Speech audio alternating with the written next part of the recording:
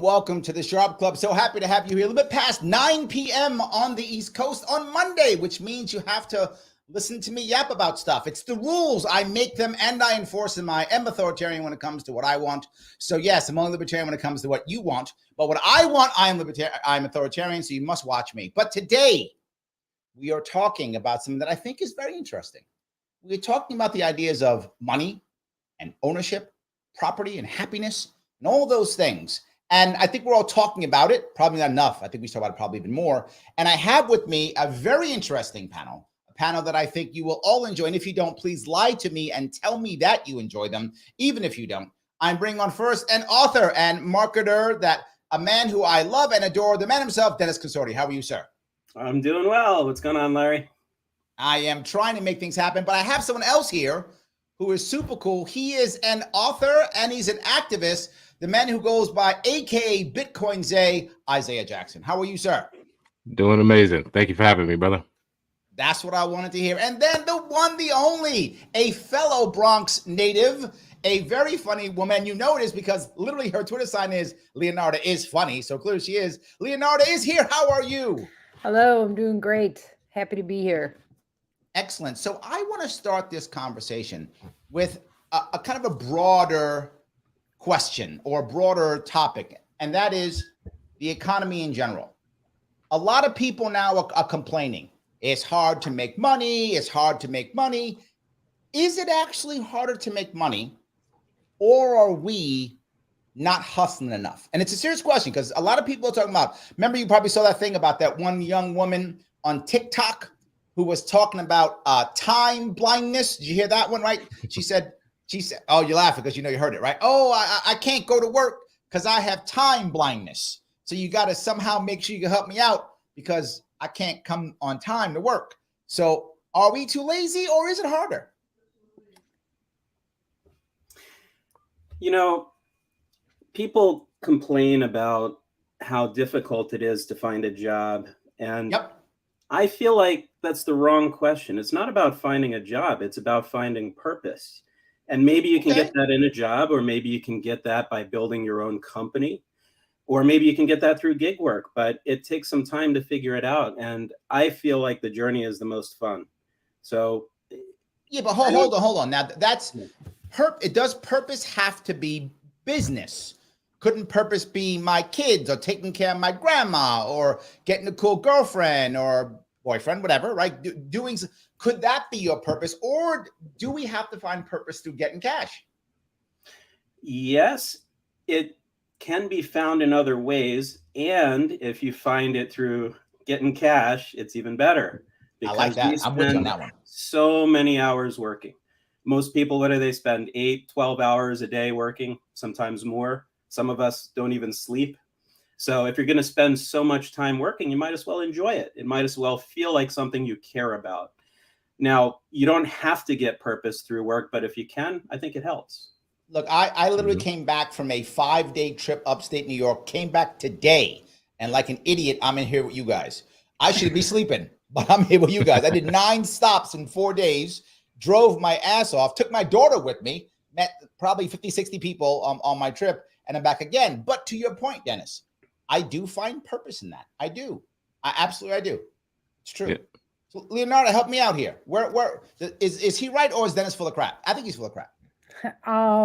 Yeah, Dennis, you didn't really answer the question. So kind of he skirted the topic, but I don't think the issue is about making money. I think the issue is about the cost of living and runaway inflation.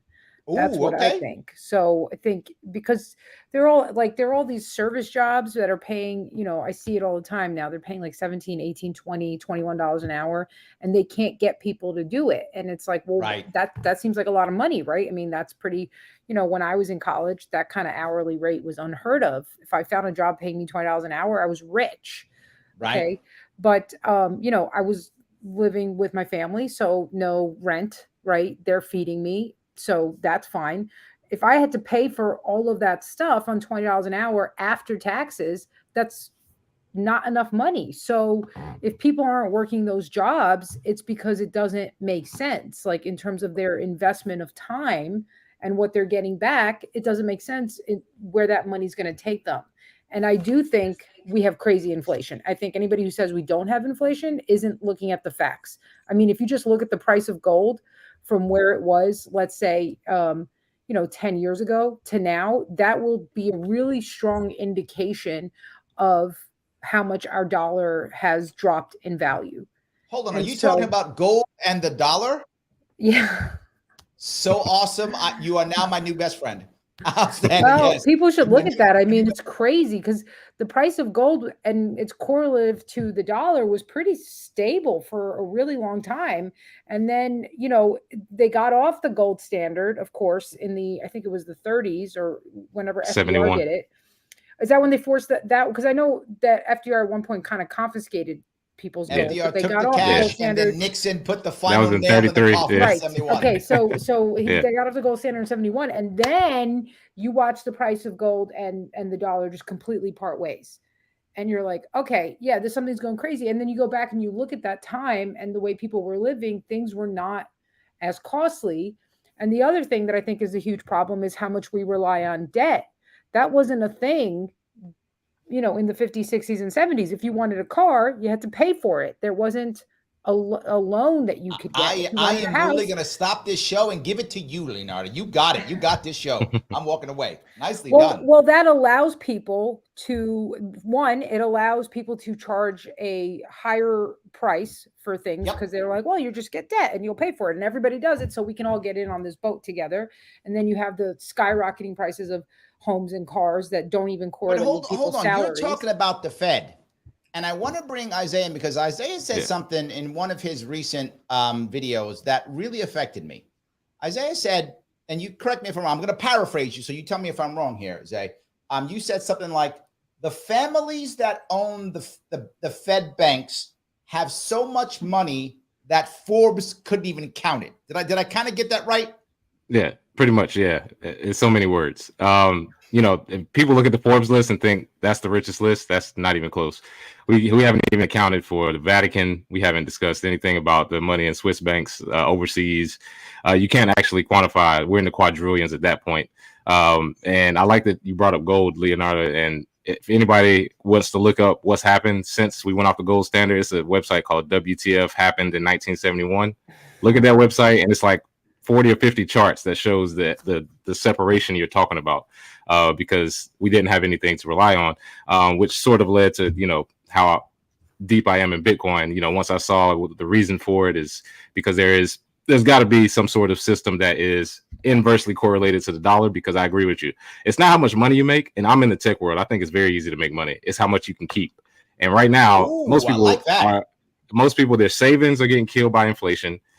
You're getting taxed out the wazoo. Everything you want to get is taxed. And then on top of the fact that inflation is growing and they're lying about it. I mean, you can walk in a grocery store. Everything from a year ago was double the price. I don't know if anybody else has noticed. I don't shop that much, but I mean, they're lying. I mean, they're saying that the inflation rate is what, 3%, 5%, whatever they say. It's a lie. And they're using a different formula.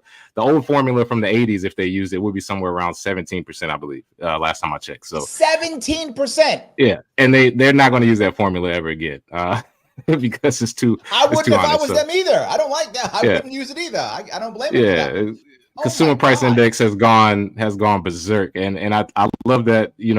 There's a lot of people that are starting to wake up and see that's a lie. Yes. They just don't know exactly what to do about it, and I think that's where people like us come in, where we can sort of give that information. Like, all right, this is what's worked for me. You do have to work extremely hard to be successful. However, like Leonarda said, it used to be a prize at the end. Like, I'm working really hard, and I know in at least 5-10 years I can own my house. I can own this. I can own some land. Me and my mother just had this conversation. A lot of the people in the neighborhoods in my city I grew up in, Charlotte, they own their house, and then they also had like a side house that they rented out. Like, they had enough money over time to do that. People my age, I'm 34. Damn near impossible. Like, it's like you're not gonna be able to do both unless you get really rich. I think keeping money is very hard today, and I think it's a controlled demolition. I think our economy, if you look at Ray Dalio, he talks about cycles. You know, most empires are 250 years. Our 250 years is 2026. So, you know, somewhere around that time, it looks like. Don't say that. No, don't say that. Hey, man, I'm just trying to get people prepared. I know it's scary for some people, but I'd rather be prepared than not. We get an extra 50 because I don't want to hear that. So I'm just going to throw extra 50 on top. We get 300. That's how that works. That's it. Whatever it takes. I agree with what both of you are saying. I think you're 100% right. My concern, though, is for most people, inflation is out of their control. Yes, there's nothing you can do to lower the price of eggs or meat or what have you. Right. What you have control over is the income that you can make and the money that you can save. Right. That's true. No, I think that's a good point. And this is where I go. Like, Isiah, you said don't have that much control over the money you can save. If you can't control the inflation and the cost of your bare necessities, you don't have that much. What Isiah said. You know, Isiah said, you know, that it used to be that, you know, his friends or his family would own a separate house. Leonarda, if you look in my own neighborhood, you and I both in the Bronx. In my own neighborhood in the Bronx, I tell the story often. When I was a kid growing up in the Bronx, people owned local stores. There were people who were there who owned the local store. I remember my favorite pizza place was a place called Joe's Pizza. It's on 161st Street. And I used to love that place. That when that person left, that guy, he retired, he gave it to his daughter. So it became Paula's Pizza. Now it's a Subway, right? There used to be a fish market that was owned by old Italians, you know, in my area down there, fish market. And where I used to live in the Bronx, many years ago, many decades ago, it was a Jewish area. So it was like a Jewish deli in the area too, right? None of them exist anymore. They're all gone. Why? They're all picked up by franchises. So now the owner lives in Connecticut, but he's hiring somebody local, like you said, Leonarda, for $20 an hour, $18 an hour to run the place. The ownership is kind of gone. If you can gain the ownership back, doesn't that do what Dennis says, right? Because if I've got ownership, now I can make money off of what I own somehow. And if inflation goes up, in theory at least, doesn't the price of the thing I own also go up if I have the right ownership? Yeah, good luck doing that. They're not making it possible for anybody to own anything. Do you see the out of control prices on real estate? I mean, it makes no sense. And this was something that Bloomberg started in New York when he made these crazy prices on commercial real estate where, you know, somebody went from paying $5,000 a month for their property to $50,000 a month. Who's going to afford that? The big pharmacies and the banks. Big banks. And so you go walk around most New York City streets and it's a Joanne Reed, a Walgreens, or a bank. And you're 100%. Like, okay, this neighborhood's dead. How many times do I have to go to the bank to withdraw money? What's the purpose of this? Mm-hmm. Right. Makes no sense. I agree. So, but Isiah, you said it's easy to make money in tech. Tell me, if it's easy to make money, how come we all aren't making the cash and then all buying houses and making Leonarda wrong? Well, in the tech world, like I said, it's easy to make, hard to keep, simply because the instability of, you know, a lot of startups. That's one thing. The cost of living in places where tech is booming. Like, you can make a lot of money. Say you make $300,000, but you live in San Francisco. You really don't make that much money. You know what I mean? So it's also where you have to live in order to take advantage. I will say that whenever we talk about, you know, savings and being able to keep it, again, I don't want to harp on it too much, but there is a solution. I mean, I've been in Bitcoin 10 years, and savings wise, the cost actually gets lower over time. It's the opposite of inflation. It's a deflationary system. People always talk about volatility, and it's hilarious because volatility is good when the asset is valuable. So it's actually a good thing because prices get lower over time. So, for example, you know, one Bitcoin worth of stuff back then was just $200, but one Bitcoin worth of stuff today is, you know, the price of a new car. So it actually gets cheaper over time, and that's one thing I think people have to add to their portfolio, or at least add to their lexicon, thinking wise. If you're going to solve a problem, you need all the solutions available. You can't just sit there and say, well, there's nothing we can do about inflation. Oh, something. There's a few things you can do. And I just want to definitely throw that out there because I think people are definitely at this point, they're just, you know, kind of throwing their hands up and giving up. And I think it should be the opposite. I think we should be more vigilant. And I think there's a happy medium there where Dennis was saying finding purpose. You know, we have to find that purpose again. And unfortunately, it may take some protesting where people have to say, okay, don't shop there. I'm not a big walk around with signs guy and yelling at shit. I don't care about that. Protest with your money. Yes, that's what it means to me. And we have a time period, like I said, where you can actually pull your money out of banks. You can actually not shop at certain places. It's hard, but nothing that's worth having is easy, right? So finding that purpose, that hey, purpose, for my life, and the old businesses where people used to own it, they just thought, well, I'm just get rich. I don't care about, it's not my purpose, so to say. So, and look where it led us. So hopefully that changes. By the way, Isiah, quick question. How bullish are you on Bitcoin? Where do you think it's going to go and when? I think Bitcoin will be $100 million in my life, for one. Wow. All assets. Now, is this because technology is going to make your life last until like 1,000? No. I'm talking about in the next 40, 50 years. If we just capture 5% of the gold market, that's 2.4 million. And that's just gold. That's not counting real estate. That's not counting all tokenized security assets. That's not counting the money. Oh, okay. Hold on. I got to jump on this one because Leonarda made a very valid point. She's saying the only people who are getting anything done here are like big pharma, big banks. And for those you don't know, BlackRock, one of the biggest financial giants on the planet, all of a sudden likes Bitcoin. They're doing an ETF on Bitcoin now. So you tell me I'm going to suck it all up, Isiah? So they have it all, and then Leonarda's right again? Is that going to happen? Nah, well, this is the thing. I'm going to change my Instagram name to Leonarda is right. Yeah, there we go. Yes. Just to throw something out there real quick. I mean, a few years ago, you got guys like Jamie Dimon trashing Bitcoin, and now he's behind it, right? Because he wants the price to go down so he can scoop it up when it's cheap. Yeah, well, BlackRock, they're introducing the ETF, but they've been buying since 2017. I know that for a fact. The news, they're basically making it seem like they're just getting into it. And also, when people talk about distribution, that has nothing to do with decentralization, because there's 21 million Bitcoin, but you have to be able to think of it in a different way. There's 100 million sats in one Bitcoin. So there's 2.1 quadrillion sats available. So when people talk about the distribution of who's going to have it, people may have it, but that has nothing to do with decentralization. It's about who can change the rules. Doesn't matter how much money you have. You can't lobby Congress to then, lower taxes for yourself, or to give yourself more favorable things so that you make more money off of it. That's the problem. The people closest to the money printer, something called the Cantillon effect. The people closest to the money printer are the people who continue making the money, and that's something that has to change. So the distribution doesn't really matter with me, because a small amount at this point, like I said, I think we'll hit 100 million in my lifetime. There's a few people at Fidelity that agree with me. I want to do some admin if I could. People are watching, and if you're watching, do me a favor. These three people are giving you a whole lot of love, so give them some love back if you would. You can follow Dennis at Dennis Consorte. That's, if you're listening on a podcast, CONSORTE. If you want to follow him on Twitter, or as they call it now, X, I don't care, whatever you want. You can follow Isiah at Bitcoin Zay, Z-A-Y, or also Leonarda is funny. Soon to be Leonarda is right. But right now, still, Leonarda is funny. Please follow them. And also do me a favor, click that like button right now. I need to get past Al Gore. Algorithms. I need to get past the algorithms. So please click that like button. It does matter. And if you haven't been watching on Twitter, retweet this right now so others can see this. Right? You can do this. So please, I know we're a good-looking panel. We are. But we'll still be good-looking after you click that retweet.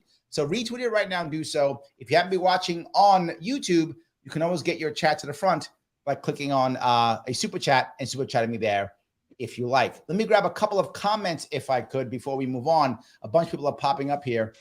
That libertarian lady says, the hardest working libertarian, Larry Sharpe. Thank you. Or the dumbest. One of the two. I'm not sure which one. Dave says time blindness. For those of you who remember, there was a young lady who literally did a TikTok, and it went kind of viral, talking about how angry she was that people didn't respect her time blindness, that she has trouble getting to places on time, and there need to be accommodations made for her. And if you don't, then you are bad and privileged, because you need to make, and people got mad at her. And that's a true thing that actually happened. And that's why I was talking about that. So yes. Go ahead, Dennis, you're nodding your head. Go ahead, please. No, I actually have a question for Isiah about Bitcoin. And to be very forward, I'm bullish on it. I've got plenty of Bitcoin, probably nowhere near as much as you do, but I have a bit too. I'm with you. Yeah. Here's my question, though. This is my biggest fear. Quantum computing. Mm-hmm. Okay. What happens when the algorithms figure out how to break the security on blockchain? Does that wipe out our Bitcoin? No. And there's a few technical reasons why. I don't want to get too technical, but one of the things with quantum computing is that the cost to break Bitcoin combined with the time it takes in order to do it, it would actually be not to your benefit to use quantum computing to break it. It would actually be to your advantage to use quantum computing to mine and improve Bitcoin. So it would sort of be dumb to spend $1 trillion trying to break it when you can make 10 trillion mining it. That's if quantum computing gets to that point, which is probably at 50 to 100 years from now. Also, too, as far as breaking blockchains, one of the main things that people have to understand is that Bitcoin has a Bitcoin improvement process called BIPs. So if quantum computing, it's actually you can make the blockchain quantum resistant, which would be quantum resistant decades. Yeah, it would be decades ahead of any sort of breakage. And I do want to encourage people that when they think about artificial intelligence, when we talk about Bitcoin, we're talking about like for humans, artificial intelligence and robots, they're going to use Bitcoin for payments. So that's the currency of robots and artificial intelligence. They've already started with ChatGPT, where you can actually make payments using ChatGPT with AI. The first iteration just came out like 2 weeks ago. So from a technological standpoint, it's definitely not perfect, but the ability to move value across time and space, this is the first time in history, and that's why it's important. And I think that when we talk about solutions, everything is about trade-offs, and if people are willing hold on here, I want to make sure. You're not just talking trash. You wrote a book. Can you please tell people about your book? Yes, the book is called Bitcoin in Black America, and got the bestseller on Amazon, and it was out in 2019. The second book is actually coming out this year because the industry moves so fast. You have to be able to keep up education wise, because there's so many things that have changed since 2019. And just getting education out there and working to get on the book tour international and educate as many people as possible. Isiah, am I allowed to read the book? Absolutely. It's for everybody. It's crazy.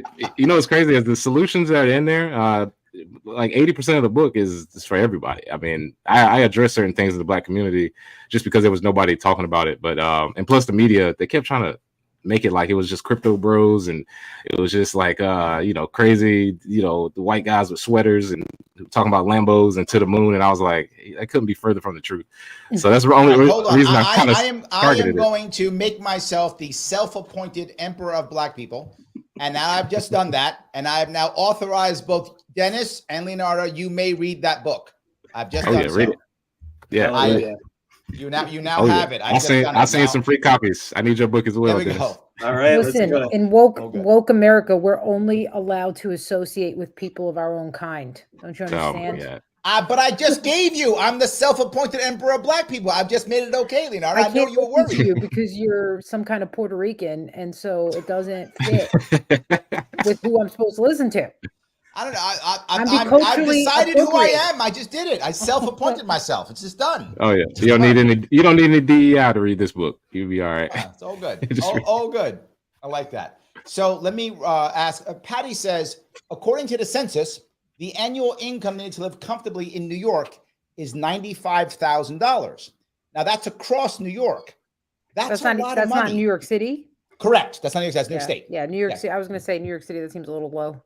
Yes. Well, I want to bring something up.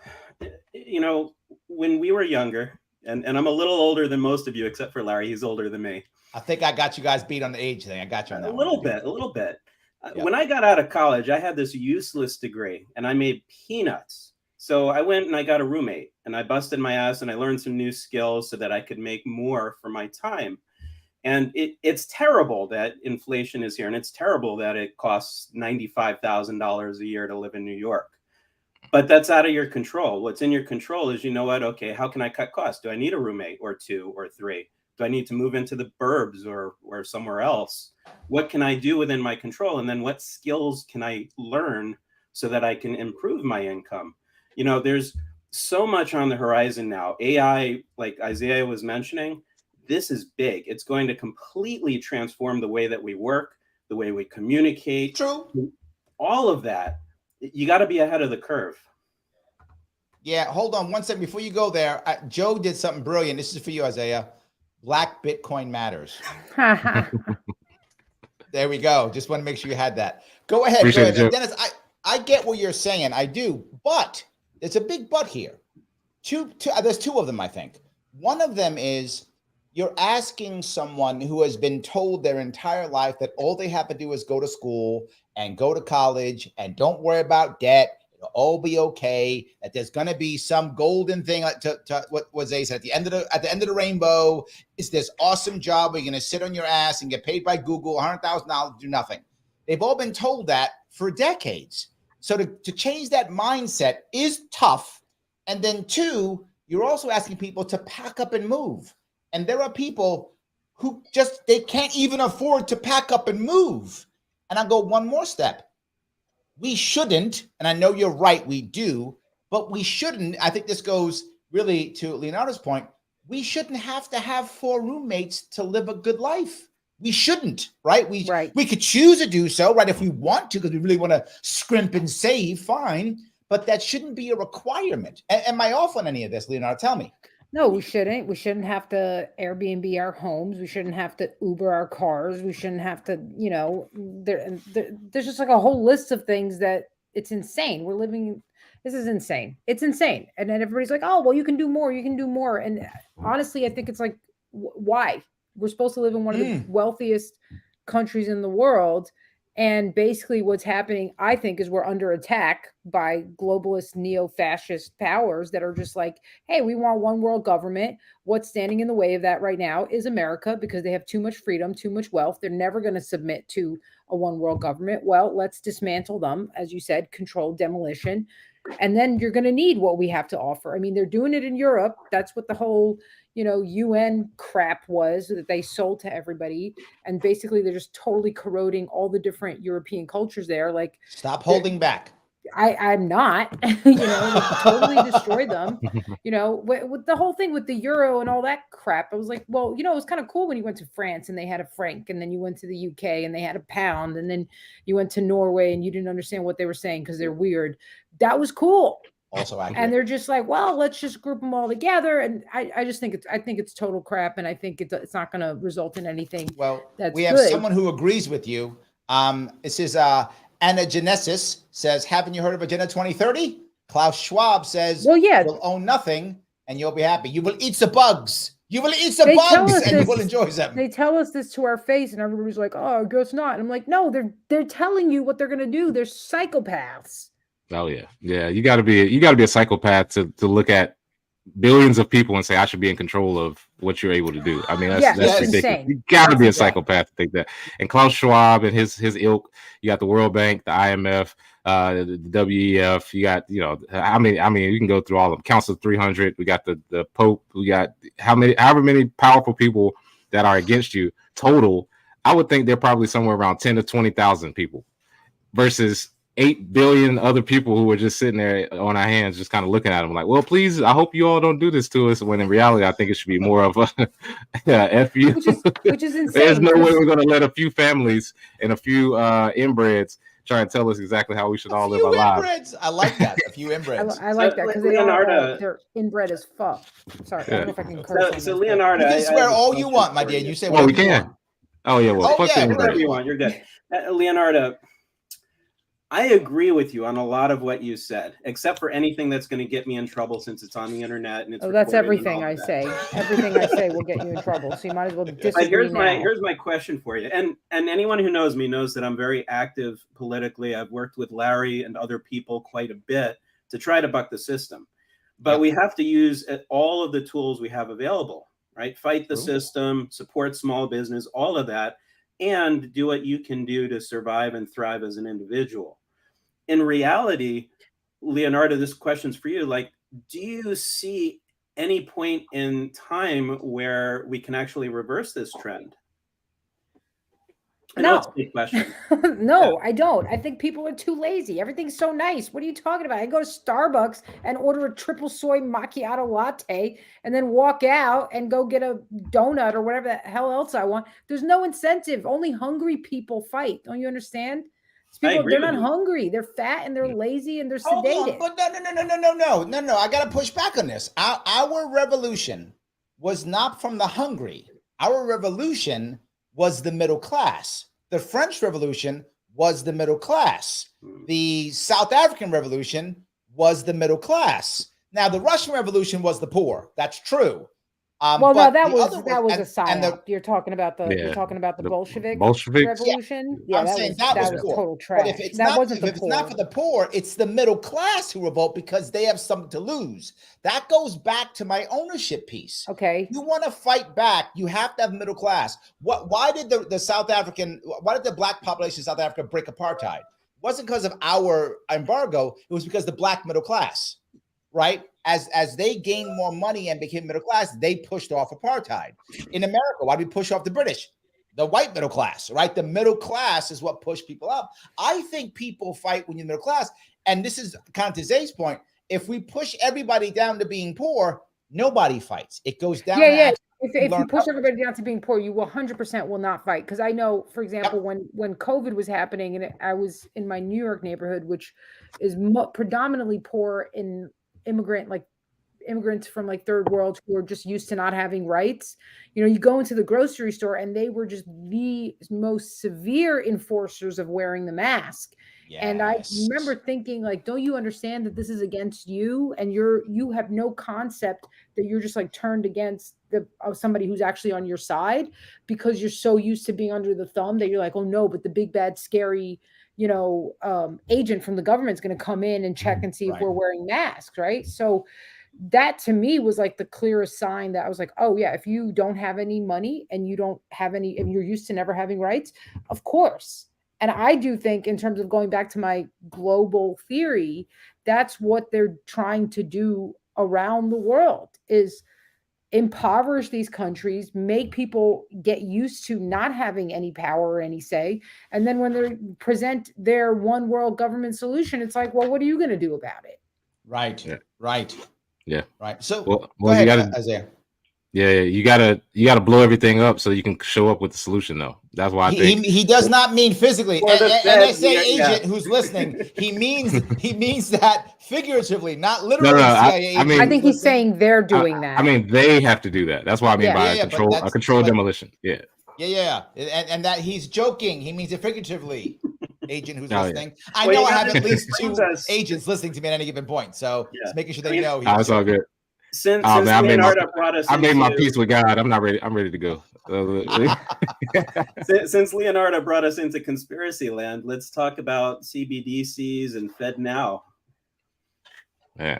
Well, that was something. God. There are a lot of people, I got to tell you, there are a lot of people who are not afraid of the central bank digital currency. I see it. They're not afraid of it. Like, oh no, it's going to be good.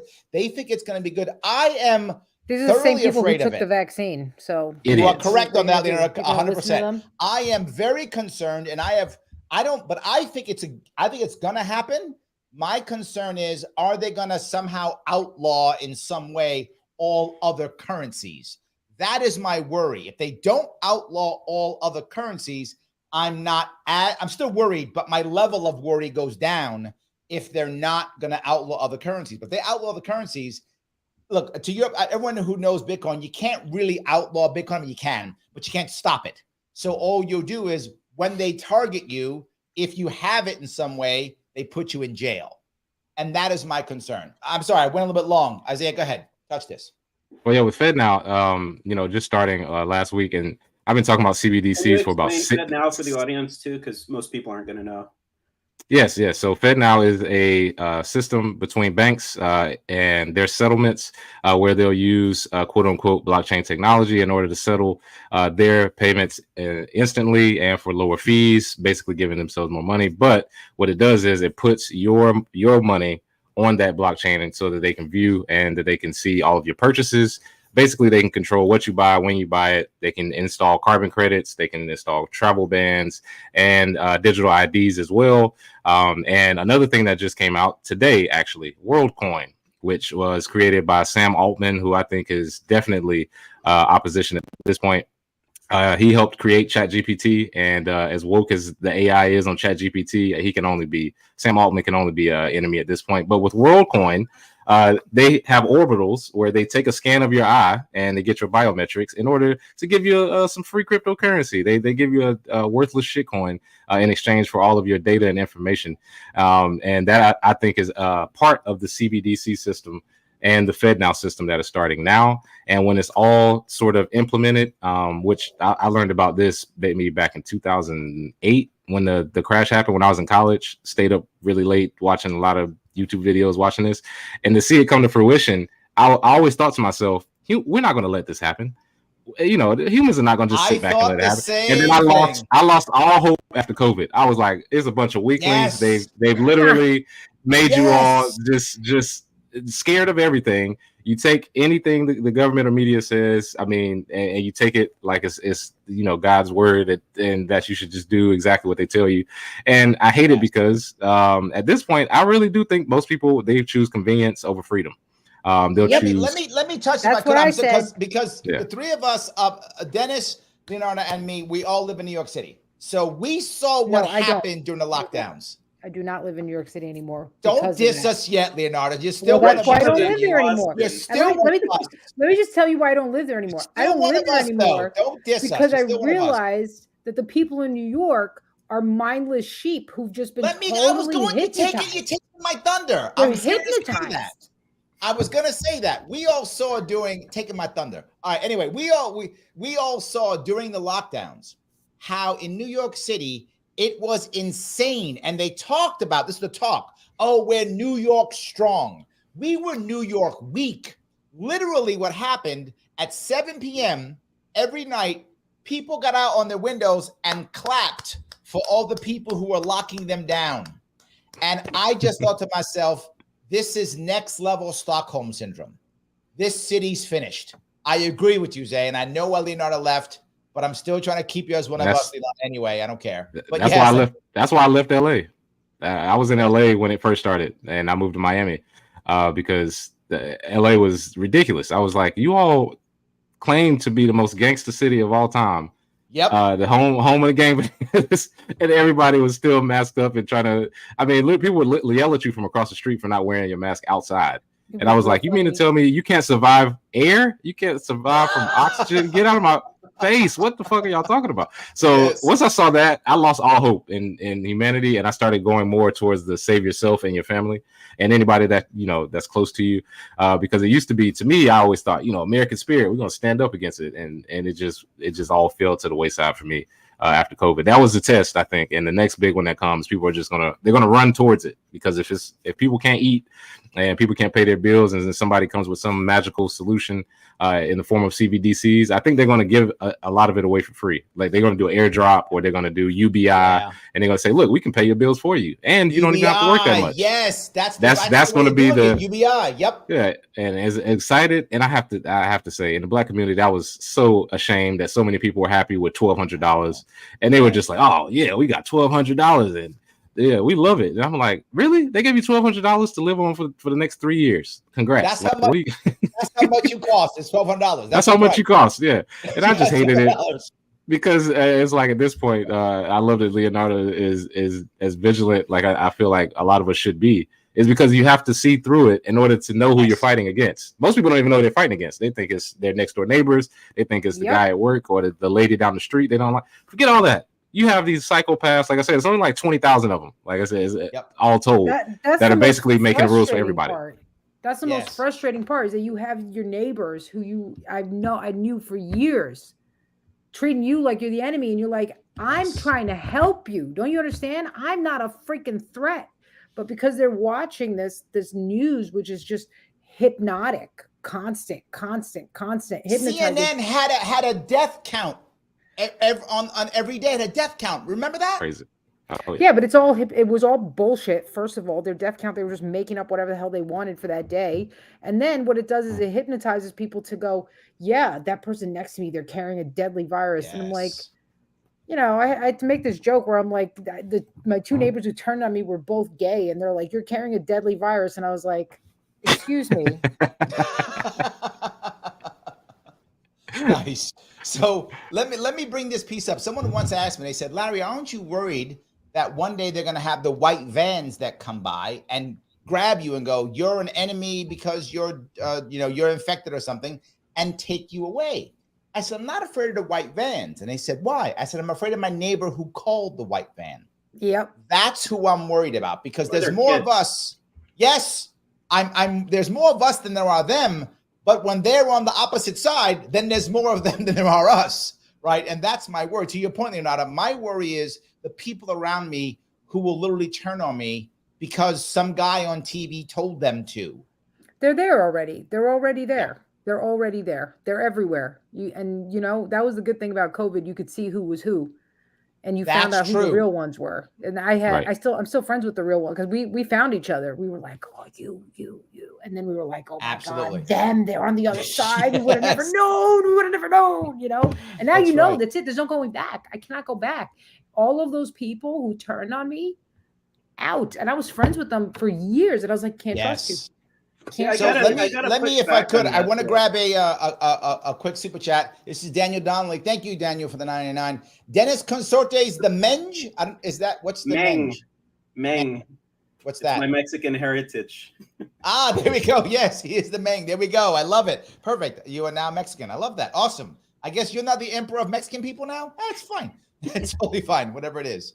No Sound Bites Live says death counts were about fear. Exactly correct. Remember how they dropped the recovery numbers? Since then, quietly, the hospitals have readjusted their numbers, though New York State still ignores the actual 16K killed by our Governor Cuomo. Absolutely true. I think he's right. This is Michael Voss, by the way. He also runs a podcast. So yes, absolutely true. 100%. Absolutely true. Let me, if I could, do a little bit of admin, if I could. Guys, if you like what you're hearing and you're listening to this right now or watching it, click that like button. I got to get past Mr. Rhythm, algorithm. I got to get past them. So please click the like button. It does matter. If you're watching on Twitter, please retweet this right now. Just retweet it so more people can see it. If you want to super chat, as you saw Daniel just do, you can super chat me on Larry Sharpe YouTube. If you want to support the show directly, you can. You can head over to patreon.com/SharpeWay. Tell me $10 a month, so I'll spend more time doing this and less time working on other things and giving you more cool stuff if you want to. But no matter what, you have 3 people who are giving you a great show, giving you some love. Show them some love. Follow them on Twitter if you would. You can follow Dennis at Dennis Consorte, who also is the author of Back After Burnout. And it's a great book. Do you know why?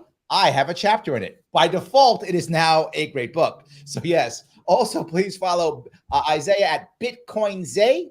Also an author. You can buy his book right there also if you want to. And of course, Leonarda is funny. You can check out what she's doing. All her information is there. Also her website, all things there. Also check out what she's doing. And she has left us and gone to Austin. So fine, whatever. It's fine. Any case, I'm very happy that you're all here. So go ahead, Dennis. You were going to say something. I didn't mean to cut you off. Yeah. So look, Leonarda, by the way, I think you're awesome. I agree with much of what you said. And I disagree with you on the tactic when it comes to people who don't believe the same things, who see different news and that kind of thing. My belief is that we need to be better at being persuasive with those people. And it doesn't work by beating them on the head with a hammer. I feel like in order that wasn't my tactic. I said, leave them alone. Yeah, but I don't want to leave them alone either. What I'm saying is, you're going to waste your energy. You don't know what, when those people, I've tried those people, when they lock into their point of view, that's it. That's it. There's because you got to understand what you're dealing with. Like if there isn't a little bit of curiosity, because here's the other thing you don't understand. I was on the other side for a long time up until I used to be a Democrat. Up until about 2017. Then I started to slowly question things, and it didn't really switch until COVID. And then, but that was because I was seeking information. When people were trying to tell me something, I I had all the programming. I remember I'd go watch CNN or read the New York Times and then read what I was supposed to be thinking. Like somebody would present me with something that I was like, that kind of makes sense. But I was like, this shouldn't make sense because I know what I'm supposed to feel. And then I would go and then they would give me the talking points and then I would turn around and deliver it back to whoever was trying to convince me. And they were never going to get through. Never, ever. Nothing they ever said that didn't plant a seed, didn't do shit. The only thing that did was when I started seeking out alternative sources and reading them first and then being like, is this curious? But I had a bit of curiosity. If I presented any of those alternative sources to people who are on that side, they shut it down. They go, oh, that's racist, that's misogynist, that's homophobic. They have a label for it, which is able to shut down the conversation. And then they don't have to consider this information that is actually inconvenient for the point of view that they know they're supposed to have. So character assassination shuts down the argument. Yeah, you're just going to waste your energy. I think you're much better off finding people who already think like you, building that community, and like Isiah's saying, get ready because shit's going to hit the fan. Here's what I'm going to tell you. I think you're right. It's hard, but hard does not mean impossible. I have turned many people, even on this show, I have turned people away from the dark side and brought them to the light. I've done that more than once, and I keep doing it. And I don't know why. Again, maybe I'm stupid, but I am the hardest working guy I can possibly be. I think you can turn people. And speaking of that, Patty says, living in public housing has made me see Nazi tactics in action. Squeal on your neighbor is an actual policy. And she's right. They ask you to squeal on the neighbor. She's absolutely right in what she's doing. But my point is, I've gone to Patty's area. She lives in Plattsburgh, New York. And I have been there before. And I've turned people who have been in those areas. It is possible to turn people. It's just really hard. I agree with you, but I'm stupid. And I want to save as many as I possibly can, because when I move into Isiah's bunker, I want to bring as many good people with me when I move into his bunker. I want to make sure we got a little army of people who know how to use guns and stuff, so we're ready to go. So I'm going to bring an army with me, Isiah, when I move. Come on. That's why I moved to Florida. I got the farm for you. I got 40 acres ready for you. Absolutely, yes. You know, one of the things I liked about your campaign, Larry, was you were really good about picking up these single issue voters, fathers' rights, vaping, etc. And what that did is, once you had support, once you had connection with them on that one issue, it was so easy for you to then connect with them on other issues. That's true. That's true. I would connect to somebody on family law or family court, and as I watch how family law destroys men and breaks up families and crushes children. And I would watch that, and I would come up with policies talking about that. And they would then begin to trust me and go, oh, this guy actually cares about me. He has some actual ideas and policies. And I would tell their stories. When I went into the press, when I went into public, I would tell their stories. I tell their stories on like Joe Rogan, Glenn Beck. I would tell their stories on these big things. They go, oh my God, this is my story. And they would begin to trust me. That's when I would also bring up, by the way, have you heard the Fed? Can we have a conversation about the Fed? And they would actually listen to me, right? Because they believe me on something else. So I do think that, and I brought up Patty because Patty says she supports me. He's right. Former Bernie, now a Sharpie. So yes, absolutely. So yes, I do turn him, Leonardo. It is hard, but it can be done. You just have to be as good looking as I am. That's the key. Not smart, good looking. That's the issue. I'm not wasting any more energy on them. I'm done. I would say if you're scared of your neighbors squealing on you, change your neighbors, and that's what I'm working on now. Because that's really one of the biggest reasons I came to Florida too. For one, I can protect myself. For two, they're anti-CBDC, DeSantis is. And for three, like you said, as far as land and being able to, I think we're going to get into a point where people are going to have to move out of cities because they're too expensive.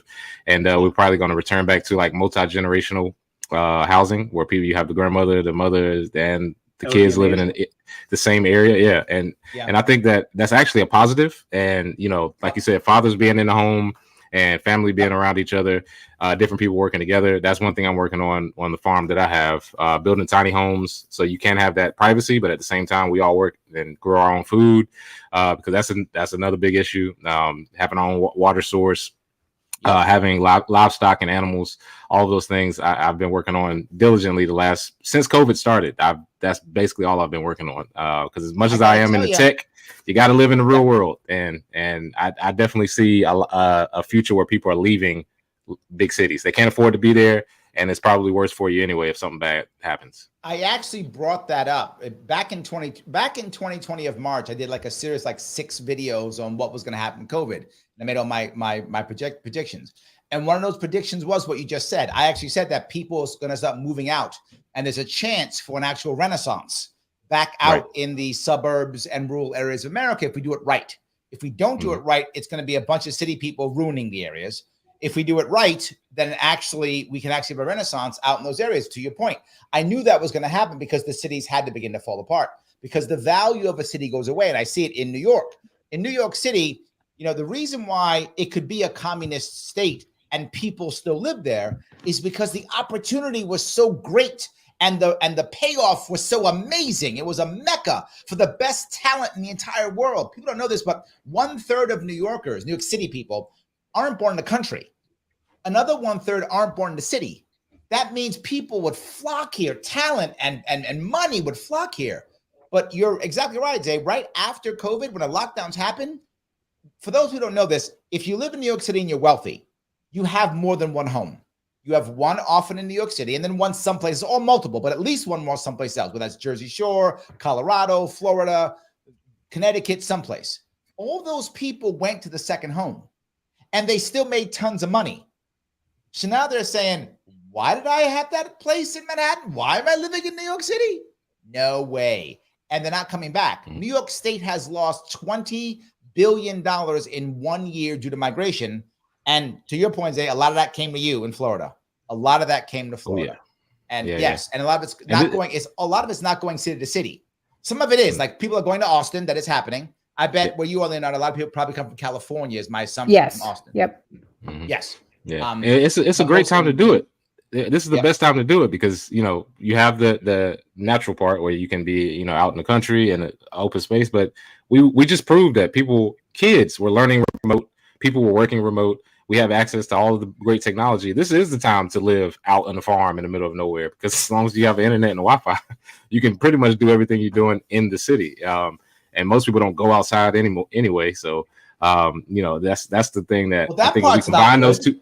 I know, but I hate it. But if we can combine those two things, that would make it even better, because that was the thing, right? Is if you live, an hour outside of a city, you're not around all of the good stuff. But if all the good stuff is you scrolling on social media and watching Netflix and staying in the house anyway, then why would you stay in the city? It almost makes no sense. So, that's not me. I like to go outside and touch grass and meet and talk to people in real life. But unfortunately, most people do not. They like staying, at the house and doing things, that way. But I just think that's a solution that those two worlds can come together, which is definitely what I'm working on now. You're seeing it in New York City. A lot of people don't know, but New York City is now actually under 8 million. It hasn't been under 8 million in decades. That's how many people have left the city. People are leaving the city in droves. You see it everywhere. The state loses 300,000 a year, right? Just we're bleeding people like on tomorrow. And the part that I think, I agree with you on the controlled demolition, because there's no plan for growth. Like there's a plan to kind of put Band-Aids on things, right? They have Band-Aid plans all over the place, but they have no plan for growth. And in 3 states, New York, Illinois, and California, maybe a couple more, all of the growth, economic growth, is all due to government infusion of money, not due to a private sector that's exploding. It's all due to government throwing money at stuff. It really is unhealthy. I can't see, it's very difficult to see it turning around somehow. So yeah. Unfortunately, it's starting to turn into some leftist hellholes where everything is, well, let the government handle it. Let the government handle it. And that has not ever worked. It's giving more power to government. But most people don't know that. They're not history buffs like us. They don't really know anything about economies and money markets and free markets, how they work at all. And they don't even realize they're not even a part of the middle class anymore. That's the crazy thing. There's almost no middle class, and people think they're just fine because they can afford their bills and they can, do a little, a few things on the weekend. But middle class is gone, though. This is the ownership piece that I keep bringing up, right? Most people, I remember years ago, I tell the story a lot. I used to sell cars. And when I used to sell cars, I remember you could tell the socioeconomic status of the person by how they went to buy the car. Right. If they were poorer, they would always say the same thing. What's the monthly note? That's all they cared about. Can I pay the monthly note? They didn't care how much the car cost. They didn't care what the loan was. All they cared was what's the monthly note. But if they were of a middle class or above, they would often say things like, okay, well, how much is the car? What's the percentage? Is it better to lease it or to buy it? They'd ask detailed questions to a point to where some people, I would feel bad. So I would begin to explain the contract because I felt bad. Like they're just buying. No. You should hear the contract. Like I would want to tell them. And they would shush me. Like, I stood by the car. And I'm like, I'm trying to tell you what you're buying. No. Just, I got the note. I like the car. And they would just buy. So I really think you're right. There are a lot of people who just aren't getting it. They aren't getting how valuable ownership, how valuable, being able to generate money, how valuable it is to be able to, and more importantly, being able to survive tragedy. We all have tragedy in our life. We're all either going to get sick or someone we know is going to get sick or have an accident and we know is going to have an accident. We're going to lose our job or whatever. Something bad's going to happen. And so many American families, there's no answer for when things go south. I think you're totally right. Yeah. So let me ask you, Leonarda, you packed up and left your family because you hate them all. So I'm just kind of curious what's going to happen when you're in Austin and something goes wrong. What are you going to do? Oh, that's not true. I come to see my family like once a month. That's how much I like totally them, messing with you. It's fine. And you can call me because we're now new BFFs because you talked about gold and money. So now I'll come help. I feel like I would get a little bit of a pulse before something really goes down, and I would come back. Yeah, I wouldn't be there. But I have a nice tribe of people listen, I'm really good friends with the gun store owner down there, so I'm good to go. And I got it. Okay, it's good. I was doing a podcast a little while ago, and we were in a trailer like a few blocks away, and all of a sudden we got an alert that was like an active shooter broke out. I was doing the podcast with this guy, and I was like, "Oh, I'm good. He has 3 guns on him right now. I'm good to go." Right. Okay. See, Zay, when we bring our people, they're all going to be packed. You're going to be good. Hey, like I said, isn't it amazing? Everybody that's looking for the same type of freedom is in Florida and Texas. Absolutely. Let me push back on that for a second, because one of the complaints that I hear from people from Florida, from Texas, is all these New Yorkers, all these people from California, they're moving here because the taxes are lower, but they're bringing their same values. They're voting the same way they voted up north. Yeah.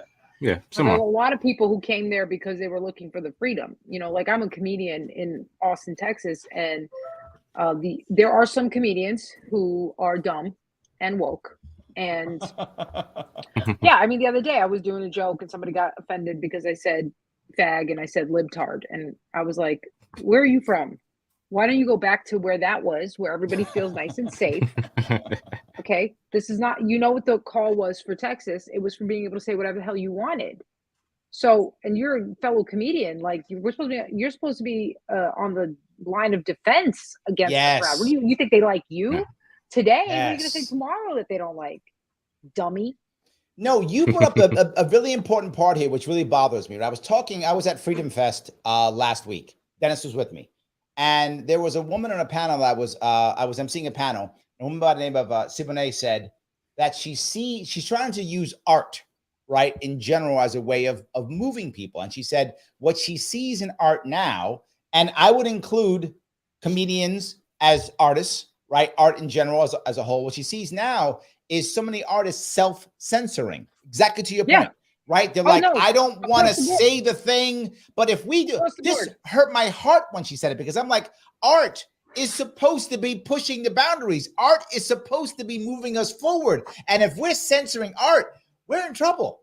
No, people were doing that. I mean, when I started comedy in New York, I was starting to write jokes, and I remember I was self-censoring, and I noticed it in my brain, and I knew I was, and it was so painful. And then I just said, I'm not doing this.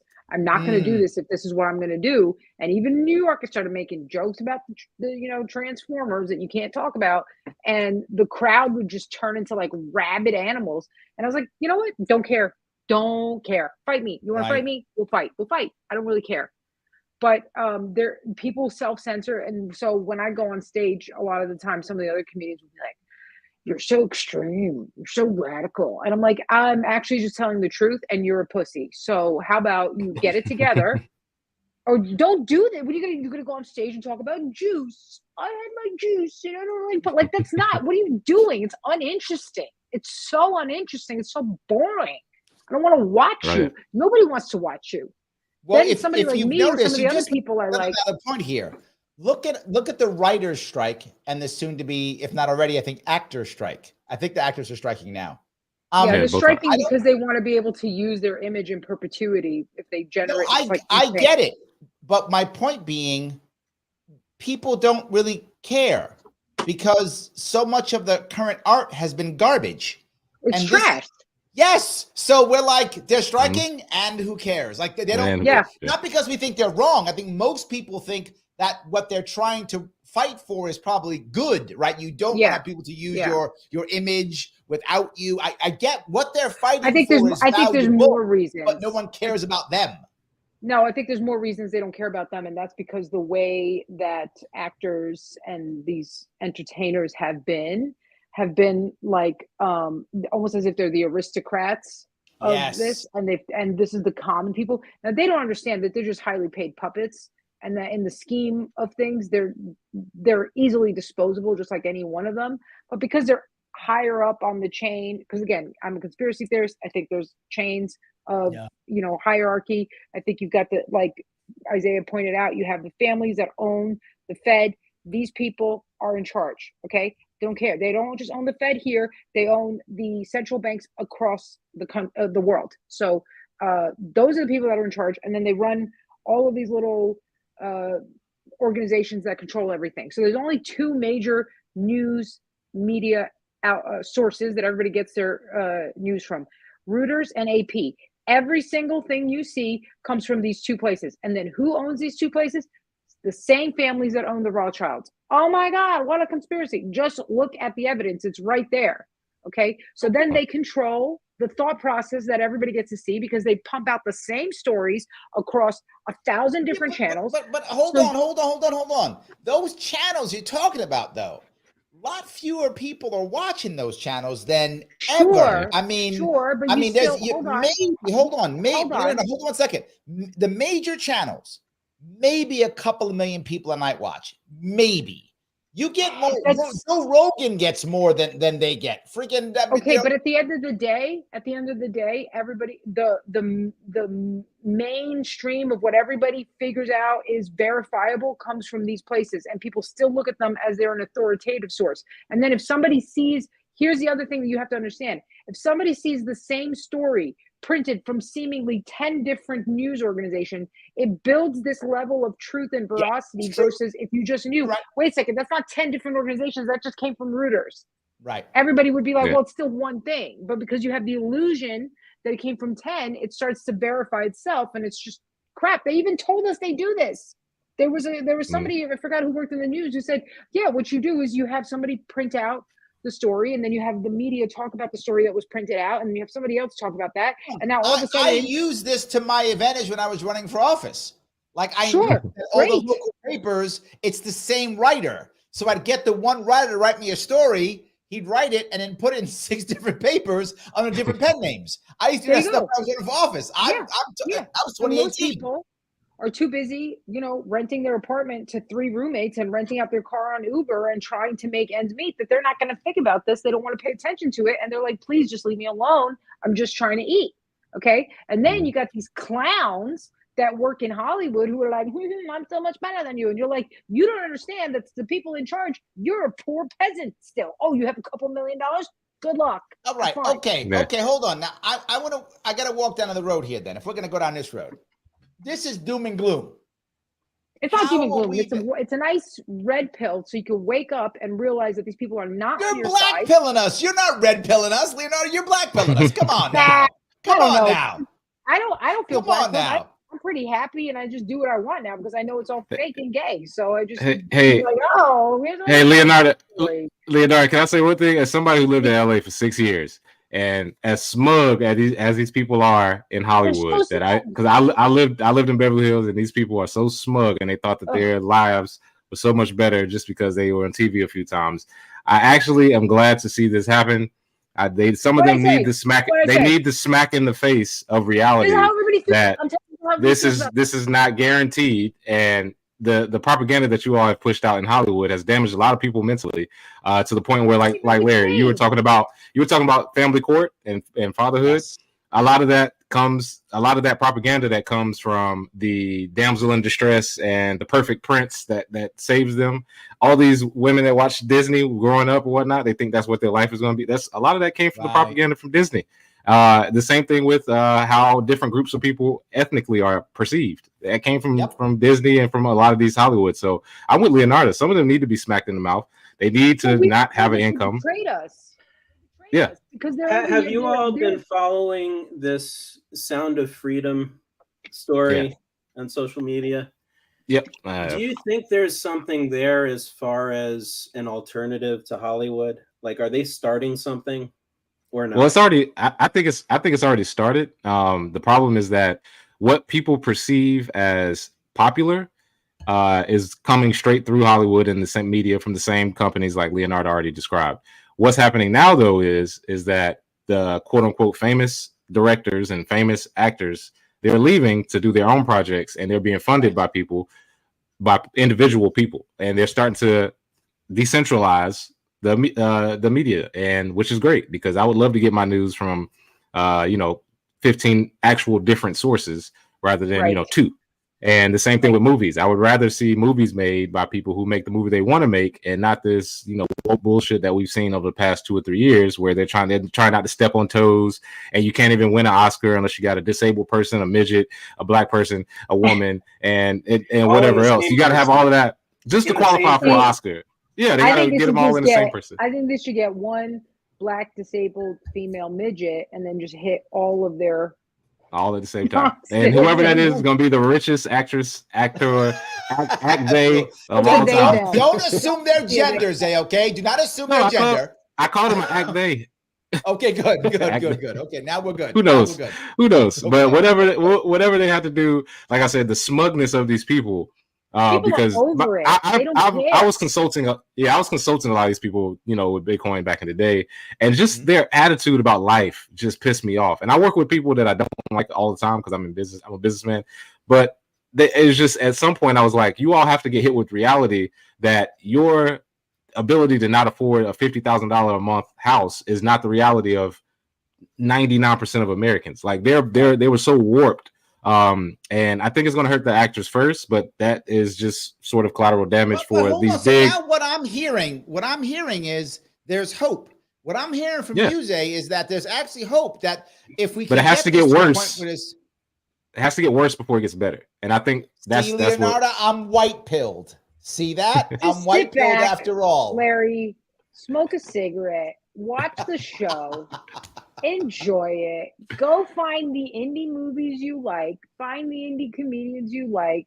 Listen to them.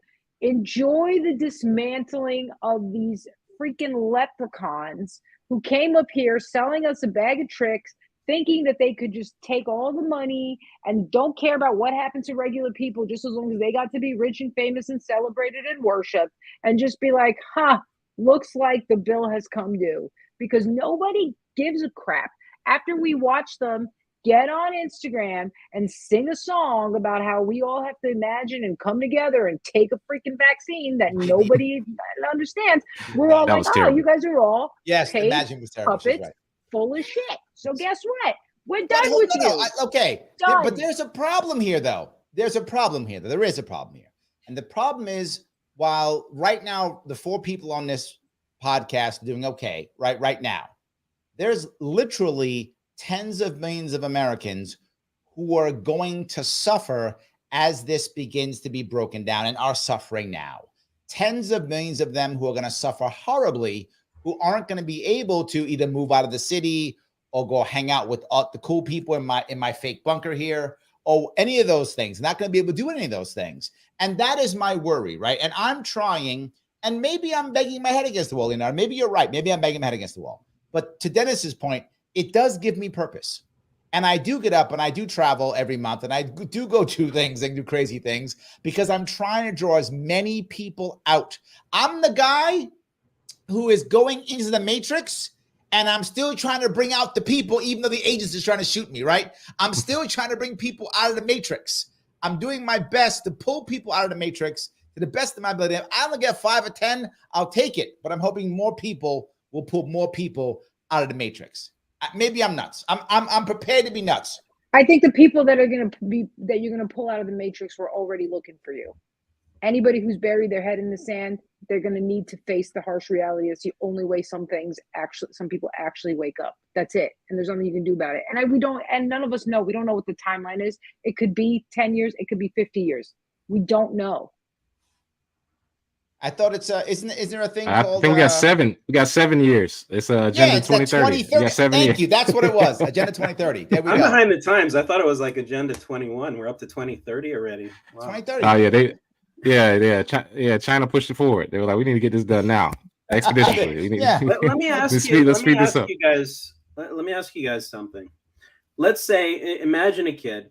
They just got out of college. Right, they've got their head in the sand. They think, oh, I need the government to save me, and my life is doomed. What if you took that kid and you showed them how to make money, how to be successful, how to have a different mindset on just one thing? Don't even talk about politics. Just say, look, why don't you try this idea instead of making $15 an hour slinging coffees at Starbucks? Learn this skill, and now you're making 30, 40, $50 an hour or more. Right. And you show them that one thing and then they're like, wow, you just solved my problem. What else does this guy know? Is that a way that you could maybe convince people that there's a different path forward? Or am I wrong? Yeah. Well, I would say that Dennis, that's perfect because that's exactly what I've taken the mental up to do because at Florida Memorial University, we actually introduced the Innovation Lab where we're basically building a pipeline for kids to learn skills, not going to college for a job. Because skill-wise, you can get on the internet right now between YouTube University and you get free classes from Harvard, Princeton, MIT. You may spend $5,000 to $10,000 in a year. And you can have enough skills to make 6 figures right out of college or even before you graduate. And because I'm in the tech world, it's a lot easier to tell an 18-year-old, hey, if you buckle down and you learn how to develop or you get into project management or you get into something in the tech world, I can have most of these kids. And I've done it. I have a lot of high schoolers and college kids that I've worked with before. 2-3 years, they're making 6 figures and they're looking like, oh yeah, what else do you know? Tell me more about this. And why do you think this way? And it's not just Bitcoin. It's also, software development, because that's what I started out in, and IT and those types of things. Simply because you're right.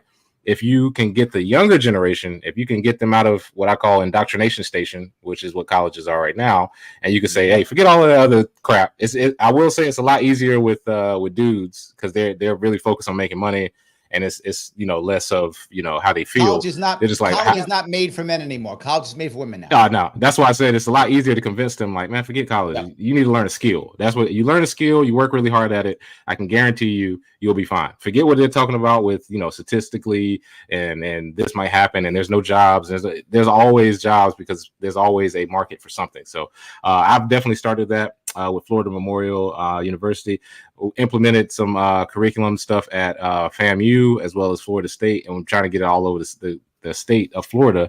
The bureaucracy of education is kind of slow, so I've been doing it just at summer camps and after schools, and a way to circumvent that because you're right. Once most people see a solution to make wealth and to have a skill, you're right. The next thing they always ask is, all right, well, what else can I learn from you? And I have a bunch of kids that I mentor now because of that. I love that. And I got to tell you that Dennis and I again were at Freedom Fest last week, and Mike Rowe was there. And Mike Rowe was all about, get out there, get a skill, go do things. College is stupid. And the thing that people will tell you, and I had a guy on a show here a couple weeks ago mad at me, say, no, college is the answer. Go to college, blah, blah, it's the only answer. And I was saying, it's just not true. Right. I have a degree in anthropology. Boy, that's helped me exactly never. So the reality of it is you want to get out there and do things, particularly if you're a male. If you know how to do something, I don't care if it's fix cars. I don't care if it's, I don't care if it's work construction. I don't care if it's computer repair, whatever. You will be able to make money and pay your bills. But if you just go to college, you will have a crappy job and be in debt. And the data they give you, and here's what people don't remember. If you're listening right now going, Larry, you're wrong, data is there. No, the data is over a lifetime. Lifetime means the person today is at least 75. So the data is from people who are right now today 75, which means you went to college 60 years ago, 50 years ago. And 50 years ago, that was accurate because hardly anybody went to college then. So that the data we have today is from people who are 75 years old. And 50 years ago, it was true. It is no longer true.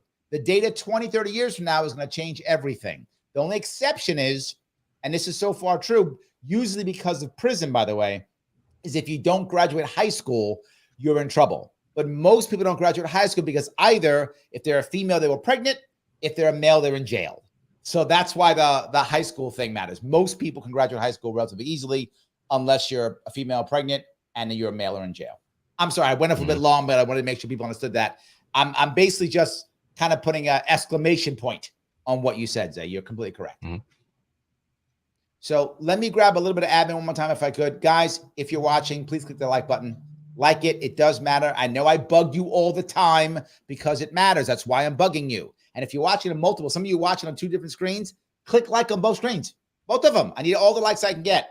Please, if you can, follow the people here. They've been following us. They've been helping us out. So you know what? Give them some love back. You can follow Dennis at Dennis Consorte on Twitter or X, whatever you want to call it. You can follow Isiah on Bitcoin Zay. You can follow Leonarda at Leonarda is funny. Soon to be Leonarda is right, but right now still is funny. Please follow her on Twitter. Dennis, do you want to talk about your book for a couple seconds, if you don't mind? Sure. I just want to say I got to run because. So before you run, Leonarda, please tell us about what you're doing. Then you tell us, what are you doing? What should we be looking for? Well, I run a weekly show in Austin, Texas. It's called Shadow Band. So that should tell you all you need to know. It's at the Sunset Strip on East 6th Street. It's actually down the street from the Comedy Mothership, Joe Rogan's club that everybody knows. So that's every Wednesday night until at 8 p.m. And then in mid-August, we're switching to Saturday nights at 11 p.m. So people can watch that. I mean, all that information is on my Twitter, and my Instagram is really where I post a lot. And that's Leonarda is funny 2, because my first account got banned. So surprised. I'm not surprised one single bit. Oh yeah, So, I'm definitely coming. Thank you so much for coming. It was nice meeting everybody. You guys were great. Likewise. See you soon. You too, Leonarda. Bye. Talk soon. So Dennis, tell me about your book. Yeah, so my book, Back After Burnout, I'm using a lottery ticket as a bookmark because it's all about the ownership mindset and finding purpose and just picking yourself up. I'm not going to use the word bootstraps because that scares people away, but but the idea is, I told my story about how I burned out because I was so busy just chasing a buck and trying to grow my business and doing all these things, and I forgot why I was doing it in the first place, and it drove me crazy. I took 2 years off from everything, and I sat on the couch and watched Netflix and did all that stuff until I finally got off my ass and realized what the issue was I was missing purpose in life. And Larry, you were part of that solution, by the way, so thank you for that, as you know. And the cool thing about this book, besides being able to learn everything about me and all the private stuff that my wife doesn't want me to share on the internet and in books, nice, is that it's got solutions in it. It has different frameworks you can use to overcome different problems. For example, one of my favorites is Ikigai. It's a Venn diagram, and basically you think about your work life in 4 dimensions: what you're good at, what you love to do, what the world needs, and what you can get paid for. And the idea is that you put these 4 dimensions over each other, and where they intersect, that is your Ikigai. So if you spend some time, if you have $2.99, buy my book on Amazon. But if you don't, just look up Ikigai, right? It's a very simple diagram, and you can spend some time figuring out what your purpose in life is, what your purpose at work is, and it might make your life a little bit better. There we go. Oh, I'll mention one more thing. Besides myself, because I'm just a guy, I have 4 amazing experts who also contributed chapters to the book. That's right. They are all amazing. Yes. So I'll plug a few other books. This is Cohesion Culture. I'm getting to you. Hang on. You're the grand finale. Okay. Okay. Here's Cohesion Culture by Dr. Troy Hall. He's a human resources expert.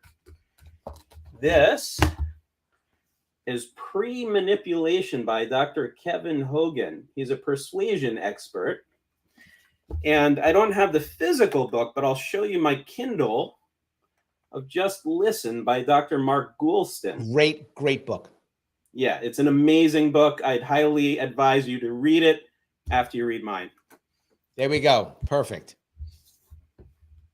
So let me go over, if I could, to Isiah. Please tell me about your book. You had your old book, you have a new one coming out. What's your new one about? It's the Bitcoin in Black America second edition. 7 new chapters, basically building on the first level, which I would say is very base level knowledge in the first book. It explains why you need Bitcoin. It talks about circular economies. It talks about education, how Bitcoin can be taught in high schools and colleges. And then the second book that's coming out, we expand it to talking about privacy, talking about self-custody, because if you don't own your keys, I have a saying, no keys, no cheese. If you don't own your private keys, you don't actually own Bitcoin. I also discuss Bitcoin internationally, how people are starting to circular economies in different countries like El Salvador, and Costa Rica, and Ghana, South Africa, all places that I'm going to be visiting this year. And then I think the most important chapter in there is about Bitcoin and the family. How you can actually have your Bitcoin stored for the future, because there's no point in having it if when you die, nobody knows how to access it. Nobody has, any information. Also, too, in divorce, what to do with family, things like that. Hopefully not, but that's gonna be tough, huh? Yeah, but that's the thing. These are real issues, and with Bitcoin becoming an emergent asset, it's already been discussed in family courts. It's already divorce court and things like that, child support, and then also to getting married as well. Things, type of tax advantages you can take, different trusts that you can hold it in, 401ks, retirement, stuff like that with Bitcoin, and then also different ways to earn Bitcoin without trading. Everybody thinks you need to be a trader. Oh, or you need to be some right. mathematical whiz kid or things. No, there's plenty of ways to earn it. You can earn it for rewards. You can buy it's basically doing things you already do. You can earn Bitcoin for walking. You can earn Bitcoin for playing chess. You can play video games. You can review products. You can play chess. So one of my favorite things to do. I am absolutely buying your book now. I'm totally buying your book now. So yeah, a lot of different ways to earn sets and doing things that you already do. So this book is, if the first book is 100 level course, this is like 200 level, and it basically pushes it towards the future, because again, I'm about solutions. I don't like sitting around talking about the problems. Like Dennis has said many times, you can't stop inflation. Like what are you really going to do? But you can help yourself, try to combat it as much as possible. So that's the second book, and I will be on the book tour starting next month. I'm actually going to Austin as one of the first places for BitBlock Boom. You can go hang out with Leonarda. I'm definitely going. Every time I go to Austin, I go to all the comedy clubs in the area, which is crazy because I'm definitely going to her place first when I get there. But yeah, I'll be on the book tour. The dates will be out on the Twitter if you follow me. And in Miami, I did start something called the Bitcoin Boat Club. We just incorporated it last month, so that'll be coming as well. So let me, if I could ask, I think an important question in general. Oh, wait, before you ask the question, Larry, you distracted me from the most important part of my book. It's see that? See that? Most important part. Yes. Okay, go ahead. Yes, I am in the book. Yes, absolutely. I do appreciate that.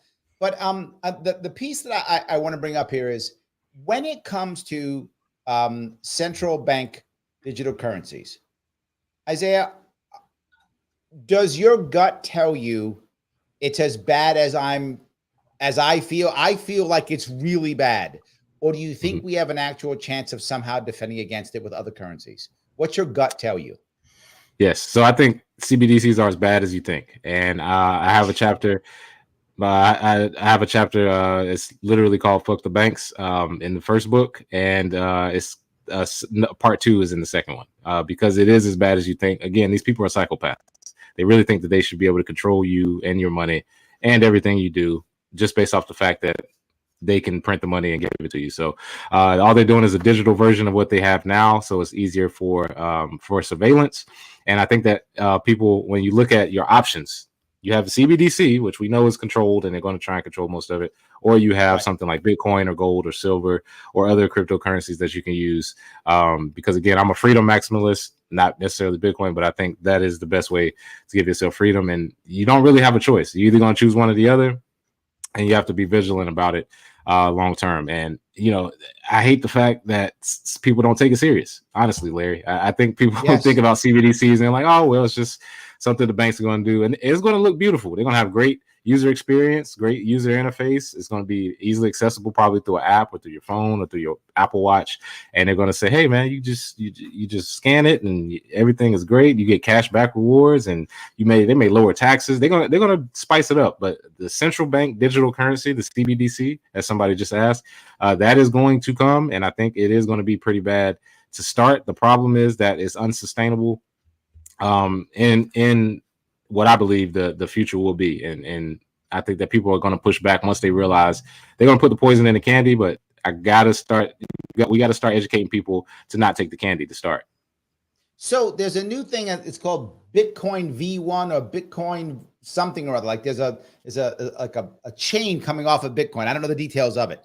Are these types of things good or bad or don't really matter? Because my worry is, and I think you see it the same way, my worry is people look at Bitcoin right now, not as a currency, but as an investment. Like people aren't thinking about using it to buy stuff. They're thinking about it as an investment, almost like holding on to gold.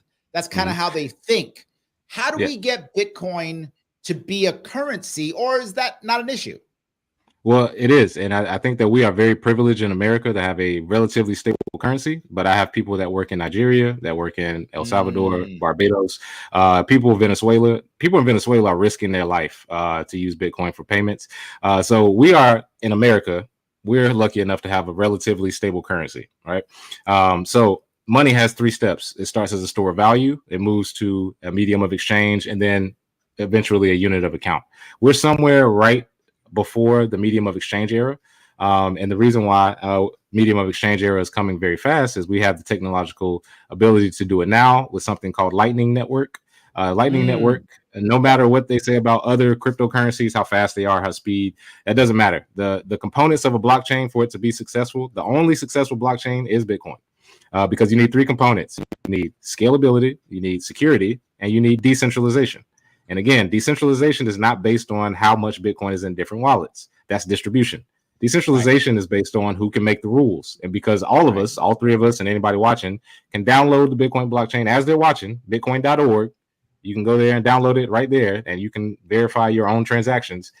That is the decentralization needed for the future, because nobody can brute force or change the rules or change the amount that you have. So yes, there are concerns that people have, but like you said, I can talk about this for hours, for days, simply because Bitcoin is money, and it is a new form of money, and none of us have ever seen money created from scratch.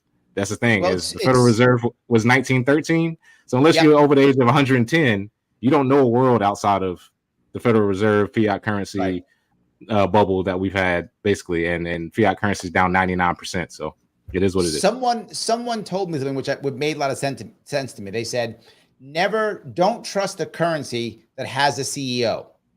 Exactly. Never. And that's every single currency other than Bitcoin. In the history of man, literally the history of the world, there's never been a currency that wasn't controlled by one entity, because we solved a big technical issue. People may not know it, but if you take computer science 101, the Byzantine generals problem, how to have a trustless system, we figured that out. They actually have to take that out of textbooks now, because we figured that out with Bitcoin. So people don't know how big that is, but it is bigger than the internet. The fact that we created a trustless system without a centralized source, because that's what currency is. So when people also, let me throw this in there. When people say crypto, I'm talking about Bitcoin, not crypto. The word cryptocurrency and the word blockchain, neither one of those words were in the Bitcoin white paper.